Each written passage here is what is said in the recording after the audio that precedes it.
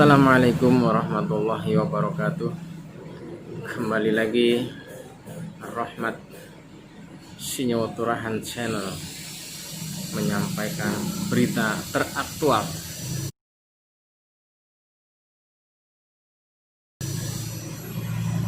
Semalam ya saya menyaksikan berita di televisi tentang kehadirannya para tokoh nasional ya, diantaranya Profesor Dr.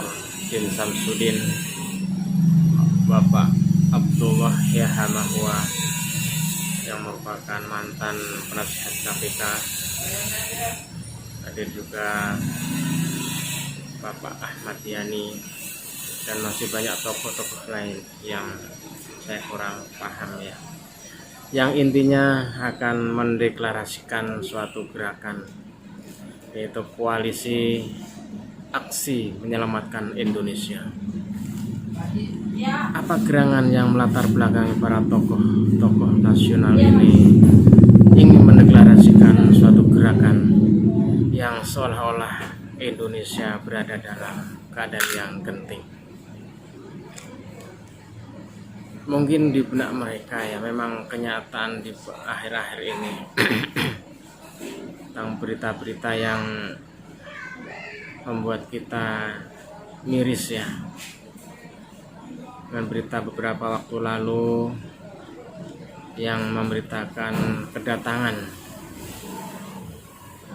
ratusan TKA asing asal dari Cina, yang notabene dalam keadaan dalam negeri sedang mengalami pandemi dan banyak karyawan PHK.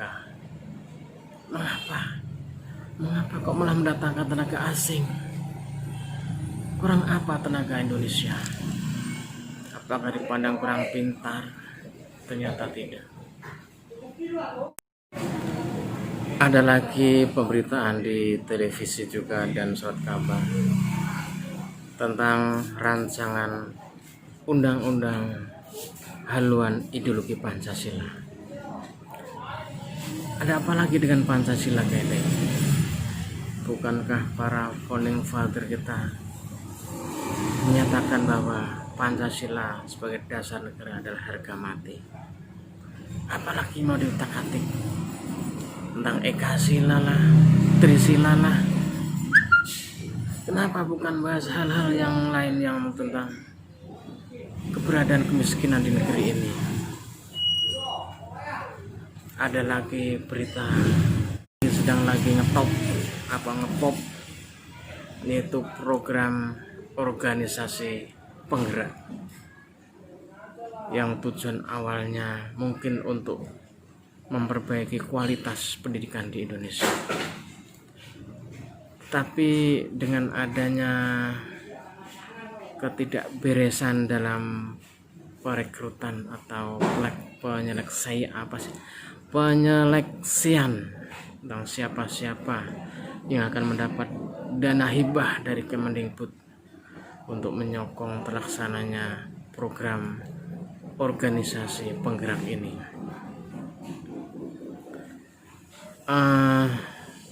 Kenapa NU, Muhammadiyah, dan PKRI mundur dari program ini? Tentunya ada hal-hal yang fundamental yang kurang pas dilaksanakan dengan program ini. Tapi saya ini hanyalah cuma tukang ojek. Apalah perlunya mengomentari hal-hal ini yang notabene bukan bidang saya.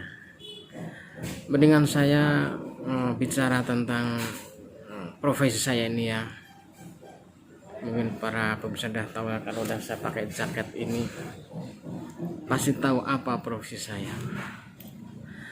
Saya adalah tukang ojek. Ojek yang berbasis dengan aplikasi atau ojol. Ada yang menyebut juga dengan ojek online. Ya, tulisannya memang online. Saya nggak bisa bahasa Inggris, makanya saya sebut ojek online.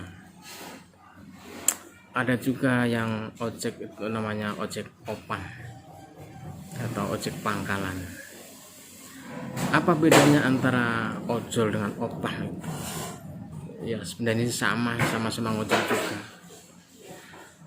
Tapi yang terpenting di sini ya, kalau kita mengerjakan profesi kita itu, apapun profesi kita itu harusnya dengan sepenuh hati, dijalani dengan penuh semangat, penuh dedikasi tinggi. Memang keadaannya masih susah ya, pandemi ini nggak jelas kapan berakhirnya. Setiap hari berita di televisi, belepotan lagi nih, di televisi itu selalu meningkat jumlah yang positif corona itu. Aduh, bikin pusing memang kalau ikuti berita itu. Mendingan kembali ke ojek adalah. Itu kita tuh harus semangat ya. Jangan menyerah dengan keadaan begini ini. Jangan suka mengeluh, suka sambat dan ngedumel. Ada kawan itu yang bilang tukul sambel. Apa itu tukul sambel? Tukul sambel itu bisa dibilang tukang ngeluh, tukang sambat, dan tukang ngedumel. Jangan kawan, jangan kita sering mengeluh, karena mengeluh itu tidak akan membuat keadaan lebih baik. Lebih baik kita jalani apa yang bisa kita kerjakan. Kita bisa ngojek, ya ngojek. Kita bisa menjadi apa aja lah. Yang penting kita bergerak, yang penting kita ikhtiar. Karena kita manusia ini ya bisanya hanya ikhtiar. Dan Allah juga itu mewajibkan kita itu untuk ikhtiar, tidak lebih. Masalah hasil dan tidaknya itulah hak prerogatif Allah Subhanahu wa ta'ala.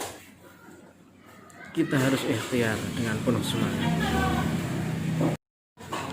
Tidak ada jalan lain lagi untuk menghadapi suasana yang sangat memprihatinkan ini. Apalagi ojol ini ya salah satu profesi yang paling terdampak dengan adanya COVID ini. Mau mengantarkan orang kerja belum pada masuk, baru sebagian anak sekolah juga masih belum masuk. Tapi tidak ada jalan lain lagi untuk menghadapi suasana kayak gini kecuali kita pasrah, kita sabar, kita tawakal kepada Allah Subhanahu wa ta'ala. Dengan begitu kita pasti dicari jalan kemudahan, dicari jalan untuk dapat rezeki dari yang lain. Untuk itu yuk kawan-kawan seperjuangan, kita jangan mengeluh. Masih banyak di belakang kita orang yang lebih susah daripada kita. Masih untung kita masih punya aplikasi yang bisa untuk ikhtiar mencari rezeki. Yuk kita semangat, jangan pantang menyerah, jangan mengeluh, jangan sambat, jangan ngedumel. Kita jalani profesi kita dengan profesionalisme yang tinggi. Demikianlah ya untuk penyemangat diri kita. Dan bagi yang belum subscribe, silakan subscribe, like, and share. Demikianlah kurang lebihnya, mohon maaf. Assalamualaikum warahmatullahi wabarakatuh. Ini ya bukti ya kalau kita itu pantang menyerah ya, selalu semangat sampai malam pun dijalanin. Namanya pejuang rupiah sejati, pantang yang namanya mengeluh. Dapat berapa bang? Udah dapat berapa orderan? 10 ya, alhamdulillah ya. Tetap semangat ya. Semangat. Oke.